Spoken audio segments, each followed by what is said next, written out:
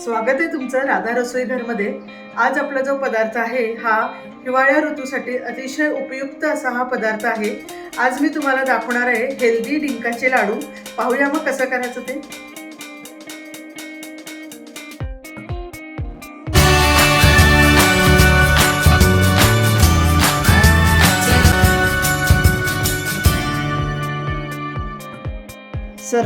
सर्वात पहिल्यांदा आपण सुकं खोबरं खमंग भाजून घेऊया।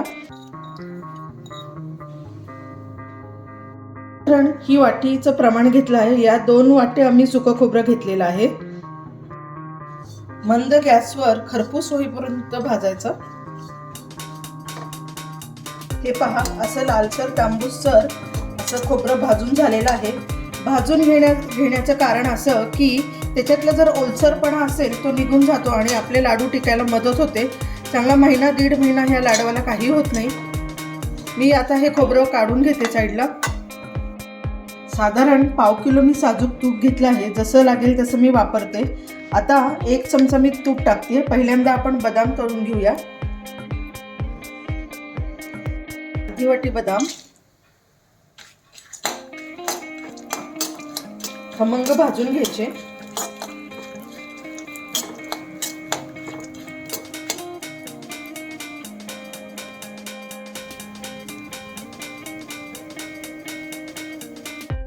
आता आपण काजू तळून घेऊया, भाजून घेऊया छान।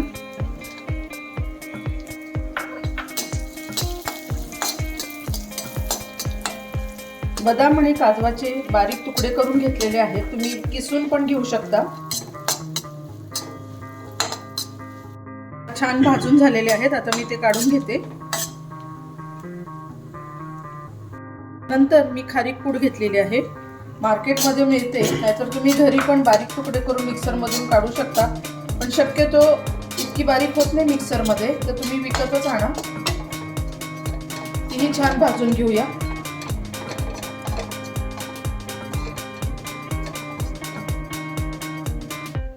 बारीक गॅसवर खसखस भाजून घेऊया, साधारण पाव वाटी घेतलेली आहे।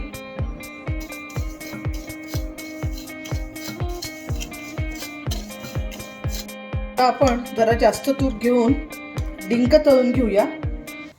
डिंक हा कमरेसाठी अतिशय उपयुक्त आहे। ज्यांची कंबरदुखी असेल त्यांच्यासाठी डिंक हा अतिशय छान मानला जातो तब्येतीसाठी।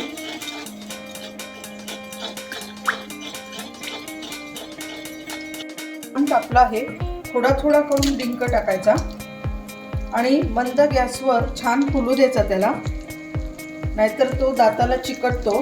त्यामुळे तो छान तळून फुलून गेला पाहिजे व्यवस्थित।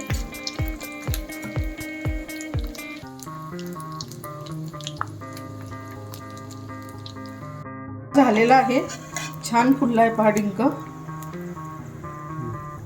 तसंच बाकीचा सर्व तळून घेते। आपलं सर्व साहित्य भाजून आणि तळून झालेलं आहे। पहिल्यांदा आपण घेतलं खोबरं, त्यानंतर बदाम, काजू, त्यानंतर घेतलेलं आहे खारीक पूड, खसखस आणि त्याच्यामध्ये आता आपण टाकणार आहोत खजुराचे तुकडे। बी काढून टाकून त्याचे तुकडे करून घ्यायचे। त्यानंतर त्याच्यामध्ये मी सुंठ पावडर टाकणार आहे, त्या साधारण 1 चमचा।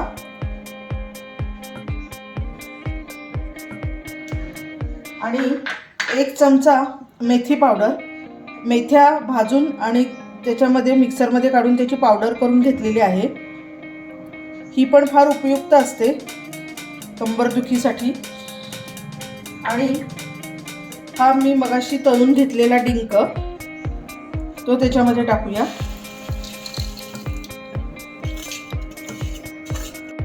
गूळ घेतलेला आहे, आपण 1 वाटीचं प्रमाण घेतलेलं आहे। मी 2 वाटी गूळ घेतलेला आहे, तो बारीक करून घेतलेला आहे, किसून घेतलेला आहे।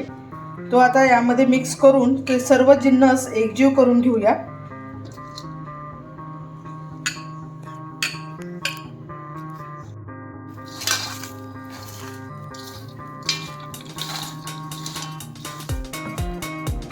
या ज्या सर्व गोष्टी आहेत ते एरवीच्या आपल्याला खाण्यामध्ये पोटात जात नाहीत, त्यामुळे हा प्रमाणात जर लाडू खाल्ला तर खूप हेल्दी आहे।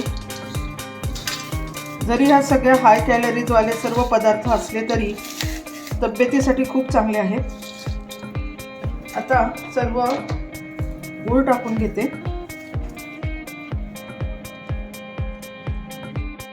हे सर्व साहित्य मिक्स झालेलं आहे.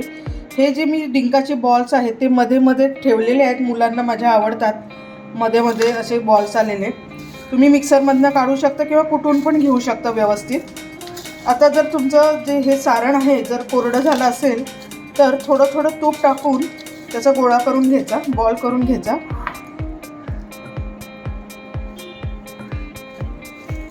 हे पहा.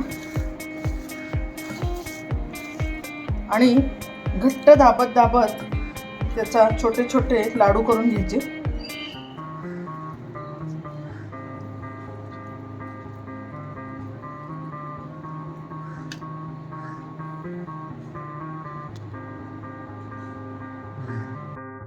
थंडीसाठी उपयुक्त असे डिंकाचे लाडू पौष्टिक आपले तयार आहेत. नक्की करून पहा आणि राधा रसोईघर हे चॅनल सबस्क्राईब करायला अजिबात विसरू नका. Thank you very much.